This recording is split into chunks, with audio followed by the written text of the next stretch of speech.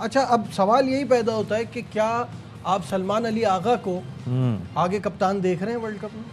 यार पहले ही गलत बना, सीधी बात तो ये है। देखें वो इस टाइप का नहीं है, और फिर किस जगह बैटिंग करेगा। अभी कल 4 नंबर पे आ गए वो।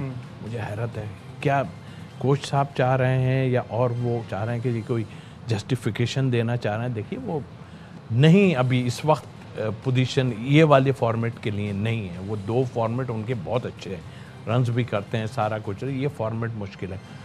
लेकिन एक मसला और है, आप जिस तरह उनको बना दिया, या तो जल्दी कोई जो है ना वो कड़वा घूंट पी लें, और अगर नहीं कर रहे तो फिर इस वक्त आप हटाएंगे ना तो बहुत मुश्किलात आपके लिए आएंगी। नहीं, लेकिन फिर आप अगर आपका कोई रिजल्ट ही नहीं आ रहा तो आपको हटाना तो है ना। अगर आप तो आ रहा है, जीत रहे हैं ना। वो तो प्रॉब्लम यही है ना कि वो board tri series Salman Ali Agha भी और हमारे कोच भी, वो जहाँ जाते हैं वो अपनी सीवी लेके जाते हैं, हम ये जीते, हम ये जीते, हम ये जीते। मसला ये है कि जब अब when you are going to play with the big boys, तब जाके पता चलेगा ना कि हम T20 में कहाँ खड़े हैं। फिर हम पीछे चले जा रहे हैं कि आया क्यों बनाया इनको। ये भी बड़ी बात है ना कि क्या वजूहत थी बनाने की क्रिकेट बोर्ड की। वजूहत कुछ और थी, उसको लेके आप चले हैं, और अभी भी वजूहत मौजूद जरूर है अंदर, मगर कोई हाथ नहीं डाल पा रहा। अभी आपके शाहीन की एक उसने कहा है कि बगैर सीनियर के हम चल नहीं सकते। तो भाई आप जूनियर को आपने इस्तेमाल ही नहीं किया। आप जूनियर, आपके साथ मोहम्मद वसीम जूनियर है, उसको आप पूरा चांस तो दे दो। कोई किसी की जगह लेने लगा है। अगर परफॉर्मेंस आप नहीं करोगे तो आप डिजर्व ही नहीं करते खेलने के लिए, कोई भी हो, वाकई कोई भी हो। लेकिन नहीं, लेकिन उसको बनाया इन्होंने सिर्फ लड़ाई झगड़े की वजह से बनाया, वरना वो इस फॉर्मेट में ठीक है। सिर्फ एक बंदा है जिसने अभी तक अपने आप को, अपनी सिलेक्शन को जस्टिफाई बहुत खूबसूरत तरीके से किया, दैट इज़ मोहम्मद नवाज। जी हाँ, बिल्कुल। और जब आए थे वो, उस वक्त हमने काफ़ी वो किया, इसलिए कि वो एकदम से अंदर आ गए थे, और काफ़ी खैर 12 उन्होंने आने के बाद अपने आप को दिखाया कि हाँ भाई मैं जो मैच विनिंग हूँ, और करके दिखाया उन्होंने। आप जिन लोगों की बात कर रहे हैं, मेरा ख्याल है कि क्यों मोहम्मद वसीम को ये नहीं ट्राई कर रहा है, क्या कबाहत मुझे नहीं समझ आती। देखें आपको ज़रूरत है, चलो दूसरे लोग खेल लें, आप उनको बेंच पे बाहर बिठा दो। अगर कोई परफॉर्मेंस ख़राब हो किसी की या फिटनेस प्रॉब्लम हो तो आप ले तो जाएंगे, मुझे ये पता है कि इस सीरीज़ के बाद आप सारा जो करेंगे मोहम्मद वसीम को आप साथ कैरी करेंगे, ये मुझे पता है। लेकिन उसे आप और खिलाओ ना।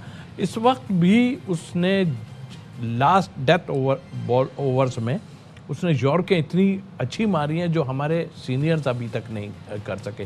कोई पीछे कर रहा है, कोई आगे कर रहा है।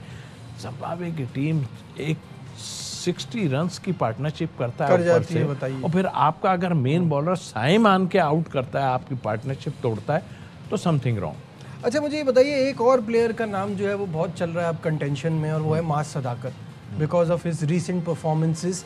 कैसा देखते हैं आप, क्या is he ready for this cricket, और क्या हमें वर्ल्ड कप के लिए उसको ऑप्शन में रखना चाहिए अब, क्योंकि अब वही आपकी वाली बात, वक्त कम है।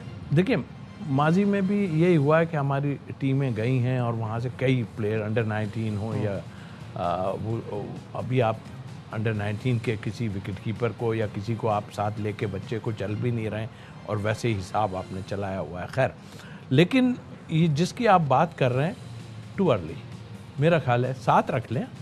अभी आप इतना वो नहीं है कि आप जो है ना उसको, और लाएंगे तो कहाँ खिलाएंगे उसको, किस जगह पे खिलाएंगे। आपके तो मसला इतना, इतने वैसे हमने आपने सबसे बड़ी मुश्किल यही है, परफॉर्मेंस उनकी है और जिस लेवल में है।